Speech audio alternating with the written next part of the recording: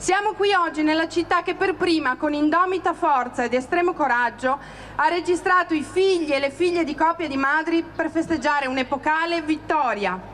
La Corte Costituzionale ha confermato ciò che abbiamo sempre saputo e detto.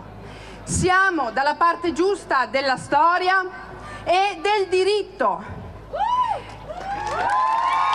In migliaia anche quest'anno a Padova hanno preso parte alla Padova Pride, la manifestazione dell'orgoglio LGBT e per il sostegno dei diritti civili. Da Padova è il messaggio importante di rivendicazione dei diritti delle mamme arcobaleno, che proprio nei giorni scorsi hanno visto per loro l'importante sentenza della Corte Costituzionale che ha riconosciuto l'iscrizione all'anagrafe dei loro figli con il doppio cognome. Ma lo slogan di quest'anno è ridisegnare la città per quanto riguarda i diritti, le richieste, quella del matrimonio egualitario, del riconoscimento anche per i papà e soprattutto di continuare a parlare e lavorare per definire una legge contro l'omotransfobia. Padova è sempre all'avanguardia nella difesa dei diritti, ricordiamo il sindaco Giordani che ha difeso queste famiglie di mamme e di figli dalla circolare Piantedosi del governo Meloni che le aveva trascinate in tribunale. C'è ancora molto da fare,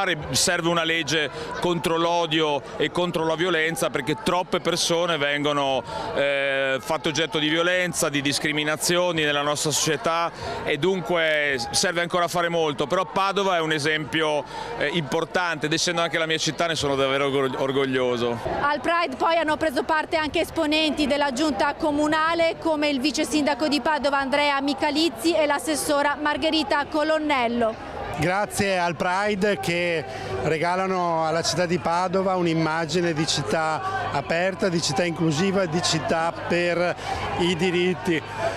Oggi è bello vedere tanta gente, tante ragazze, tanti ragazzi. Qual è il messaggio che ha lanciato con il suo discorso dal palco? Ho voluto dedicare questo discorso alla mia pancia che custodisce una creatura.